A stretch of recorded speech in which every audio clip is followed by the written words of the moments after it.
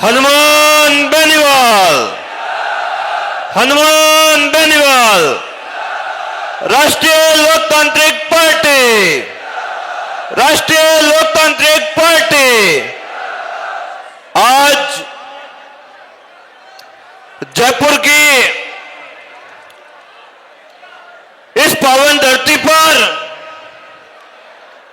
पिछले 25 दिनों से जो हमारे पार्टी के संयोजक और हम सब के दिलों पर राज करने वाले नागौर के सांसद हनुमान बेनीवाल जी के नेतृत्व में युवाओं के द्वारा एसआई भर्ती रद्द करवाने और आरपीएससी को बंद करवाने सहित पट्टों की परीक्षा में हुई धांधली के मुद्दे को लेकर जो शहीद स्मारक पर आप सबके द्वारा जो संघर्ष किया जा रहा था उसकी आवाज पूरे राजस्थान में फैली, राजस्थान की हर डाणी डाणी में फैली और राजस्थान की हर डाणी से युवा निकलकर ओजस्वी वाणी के रूप में एक क्रांतिकारी के रूप में जयपुर की सरजमी पर पहुंचा है और सरकार से कहा है कि हे भजनलाल उठो, जागो और अपने कार्यालय से बाहर आओ और युवाओं की बात को सुनो। अगर युवाओं की बात को नहीं सुना तो युवा आपके सरकार की सिट्टी मिट्टी गुल कर देंगे, इस बात का ध्यान रखना। मैं पूछना चाहता हूं उन सरकारों से, मैं पूछना चाहता हूं उन सरकार से जुड़े राजनेताओं से, मंत्रियों से, अफसरशाही से, क्या आपने इस तरह का कुकर्म करके, पेपर लीक करके, युवाओं का गला घोट के आपने युवाओं के साथ बहुत गलत काम किया है। तो मैं युवाओं से निवेदन करता हूं जिन्होंने आपके सपनों का गला घोटा, उनको जवाब देने के लिए आप तैयार हैं?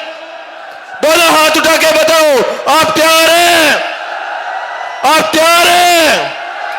हाँ, इसी जोश के साथ, इसी बुलंद आवाज के साथ अगर आपने जिस तरह से आज मजबूती दिखाई है उस हिसाब से अगर वाकई में राजस्थान में बदलाव लाना है तो अपने अंदर भगत सिंह को जिंदा रखना पड़ेगा, शिवराम हरि राजगुरु को जिंदा रखना पड़ेगा और सुखदेव को जिंदा रखना पड़ेगा, चंद्रशेखर आजाद की भावना को अंदर रखना पड़ेगा। तब जाकर ऐसे लोगों का इलाज होगा जो आपके सपनों का गला घोट रहे हैं। मैं भारत सरकार से पूछना चाहता हूं, क्या अगर गरीब का बेटा जयपुर, दिल्ली और कोटा जैसे संस्थानों में अगर बड़ी उम्मीद के साथ उसके पिताजी उसे पढ़ाई करने के लिए भेजते हैं और अपने दिन रात खेत में मेहनत करके, दिन रात पसीना बहाकर वो अपने सपने को साकार करने के लिए अपने बेटे को पढ़ाते हैं, जब रिजल्ट आता है तो देखते हैं मंत्री का भाई, मंत्री का भतीजा, मंत्री का भाई का बेटा सहित साड़ी साडू कई तरह के लोग होते हैं जिनका सिलेक्शन हो जाता है और हमारे भाई हैं वो वापस निराश होकर घर लौटते हैं, 5-7 साल मेहनत करते हैं, उसके बाद जब घर आते हैं तो उन्हें बहुत सारे उलाहने झेलने पड़ते हैं। उनके पिताजी भी बोलते,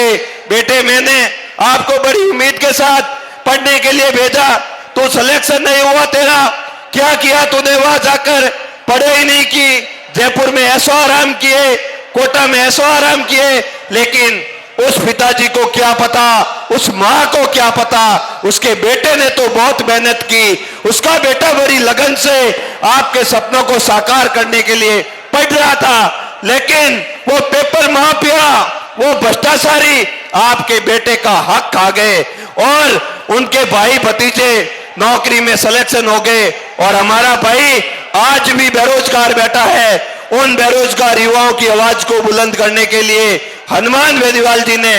मुद्दा हाथ में लिया है और जिस दिन हनुमान बेनीवाल जी इस आंदोलन के साक्षी बने, इस आंदोलन के साथी बने, उस दिन ही तय हो गया था कि एसआई भर्ती तो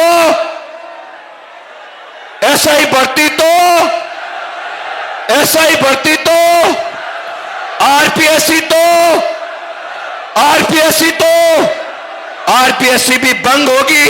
एसआई भर्ती भी रद्द होगी, और जो पेपर माफिया है वो भी जेल की सलाखों के पीछे होंगे। और हमारी जो क्रांति की लड़ाई है, हमने जो सपना देखा है वो सपना भी साकार होगा। और राजस्थान में कोई भी पेपर माफिया, कोई भी नकल गिरोह अगर इस तरह की हिमाकत करेगा तो वो 100 बार विचार करेगा कहीं हनुमान बेनीवाल नहीं आ जाए अगर पेपर लीक किया तो।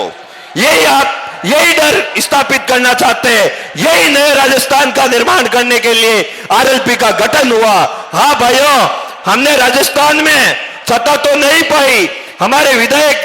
कम बने, ज्यादा बने, नहीं बने, लेकिन यह विश्वास जरूर पाया है कि हनुमान बेनीवाल अगर आंदोलन पे बैठ गया तो समझ लो वो बात सरकार को माननी पड़ेगी। ये ताकत आप सबने दी है, ये विश्वास आप सबने दिया है। भाइयों, आपके सामने जो मंच पे खड़ा है थान सिंह डोरी, जो मैं भी एक किसान का बेटा हूं, मैंने भी आप सबके सहयोग से विधानसभा का चुनाव लड़ा। मैं अगर भारतीय जनता पार्टी में जाता, कांग्रेस में जाता, तो मुझे विधानसभा का चुनाव लड़ने का सपना ही रह जाता। मैं कभी विधानसभा का चुनाव नहीं लड़ सकता। मैं कहीं पे भी खड़ा होकर किसी भी दलित, मजदूर, पीड़ित की आवाज और हक की बात नहीं कर सकता। यह अधिकार हमें हनुमान बेनीवाल ने दिए हैं, राष्ट्रीय लोकतांत्रिक पार्टी ने दिए हैं। भाइयों, इस लड़के को कमजोर मत होने देना। अगर हनुमान बेनीवाल कमजोर हो गया, कोई नहीं आएगा आपकी आवाज उठाने के लिए, कोई हिम्मत नहीं करेगा, कोई मेहनत नहीं करेगा। नेताओं को पता है कि सत्ताएं तो ऐसे ही मिलती है, फिर हम मेहनत क्यों करें, सड़क पे क्यों झगड़े। हनुमान बेनीवाल सड़कों पे झगड़ा, मेहनत की।